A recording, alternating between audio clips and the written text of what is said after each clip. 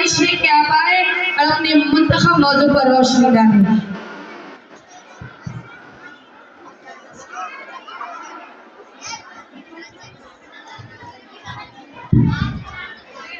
अस्सलामु अलैकुम व रहमतुल्लाहि व बरकातुहू। अल्हम्दुलिल्लाह रब्बिल आलमीन, अस्सलातु वस्सलाम अला रसूलिल करीम, अम्मा बाद। अऊज़ु बिल्लाहि मिनश शैतानिर रजीम, बिस्मिल्लाहिर रहमानिर रहीम।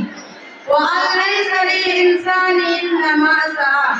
व क़ाला नबिय्यु सल्लल्लाहु अलैहि वसल्लम, तरक्तु फीकुम अमरैनि लन तज़िल्लु मा तमस्सक्तुम बिहिमा किताबल्लाहि व सुन्नत रसूलिही।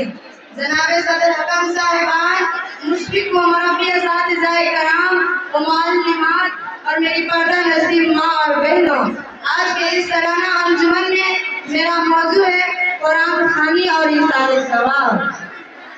आज के इस पुरफतक व पुरआशरत दौर में मुसलमानों के अंदर बहुत सी बुराइयां, खुराफातों बिदअत और रस्मात ने जन्म ले लिया है। उन खुराफातों बिदअत में से एक मैयत को इसारे सवाब के घर से कुरान ख़वानी कराना है। आइए कुरान ख़वानी और इसारे सवाब का माना व मफ़हूम समझते हैं। कुरान ख़वानी फारसी ज़बान का लफ्ज़ है जिसका माना कुरान पढ़ना, और इसारे सवाब अरबी ज़बान का लफ्ज़ है जिसका माना सवाब पहुँचाना है। कुरान ख़वानी और इसारे सवाब का मफ़हूम मैयत को सवाब पहुँचाने के गर्ज से किसी मखसूस वक्त और मखसूस जगह में मखसूस लोगों से कुरान की तिलावत करना है। सामीन व सामिआत बज़, कुरान मजीद के नुज़ूल और नबी की बिअसत का मकसद पूरी इंसानियत की हिदायत और रहनुमाई और मुर्दा मरीज़ दिलों को शिफा बख्शने और उनको तौहीद के नूर से मनव्वर करने के लिए हुआ है। और इंसानों की हकीकी दायमी कामयाबी का अमरानी का राज उसी कुरान और सुन्नत की पैरवी में मुज़म्मल है। जैसा कि हदीस शाहिद है, मा तरक्तुम फी अमरिकुम लन तज़िल्लु मा तमस्सक्तुम बिहिमा किताबल्लाहि व सुन्नत रसूलिही।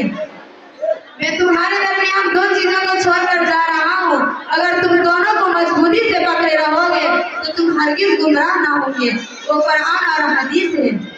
मुसलमान जब तक इन दोनों पर अमल पैरा रहे, फौजों फलाह के राह पर गामजन रहे, लेकिन मरूर अय्याम के साथ साथ दुनियावी ख्वाहिशात और लहुल लईब में मसरूफ होकर कुरान मजीद से इस कदर बेगाना हुए कि उसकी अच्छाइयों से दूर भागकर सवाब से महरूम हो गए।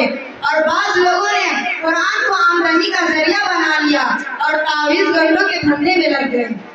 कुरान मजीद का नुज़ूल जिंदों के लिए हुआ है ताकि उसके अहकाम और मज़ामीन को पढ़कर उस पर अमल पैरा होकर नेकियां करे और मनहियात व मासियात से इज्तनाब करे। लेकिन बाद उसे मुर्दों के लिए इसारे सवाब और कुरान ख़वानी के जरिए सवाब पहुँचाते हैं। हालांकि मुर्दों पर इसारे सवाब के कुरान की तिलावत के बारे में कुरान मजीद में कोई दलील नहीं और ना ही महबूबे कायनात की जिंदगी का मुताला करने से उस अमल का कोई सबूत मिलता है। जबकि आप सल्लल्लाहु अलैहि वसल्लम की हयाती मुबारका में ही आपकी हमदर्द गमगुजार बीवी हजरत खदीजा रज़ी अल्लाह अन्हा जंगे उहद में महबूब चाचा हमजा बिन अब्दुल मुत्तलिब, आपकी बेटों नज्जाशी बादशाह साद बिन मुआज और जंगे उहद में 70 सहाबा शहीद हो गए, मगर आपने ना कुरान ख़वानी की और ना ही किसी को हुक्म दिया, क्योंकि कुरान ख़वानी का सवाब मैयत को नहीं पहुँचता है। मिल्लत इस्लामिया की बहादुर बेटियों, इमाम इब्न तैमिया रहमहुल्लाह अपनी किताब में लिखते हैं कि सलफ सालिहीन की आदत न थी कि वो कुरान की तिलावत करते तो अपने मुर्दे मुसलमान भाई के लिए हदिया भी करते हो। इसलिए लोगों के लिए मुनासिब नहीं है कि वो सलफ की इस रविश से रुगर्दानी करे, क्योंकि उनका तरीका ही अफजल और कामिल है।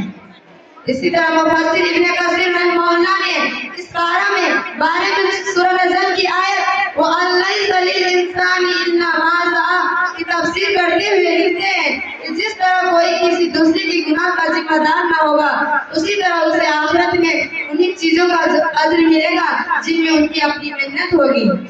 इस आयत करीमा से इमाम शाफी और उनके मुत्तबईन کریم نے استدلال کیا ہے کہ قرآن خوانی کا ثواب مردوں کو پہنچایا جائے تو وہ مستحیل نہیں، اس لیے کہ نہ ان کی عمل ہے اور نہ ہی کسب و محنت۔ یہی وجہ ہے کہ رسول اللہ صلی اللہ علیہ وسلم نے اپنی امت کو مردوں کے لیے قرآن خوانی کی ترغیب دی، نہ رہنمائی فرمائی۔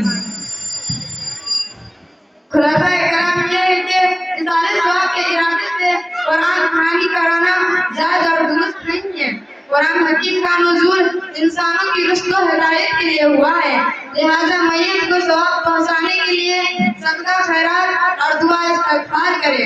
آخر میں اللہ سے دعا ہے کہ امت مسلمہ کو دین اسلام کی صحیح فہم و تفہیم سے نواز اور تیرے احکام و فرامین کے مطابق دار بقا کی تیاری کرنے کی توفیق عطا فرما۔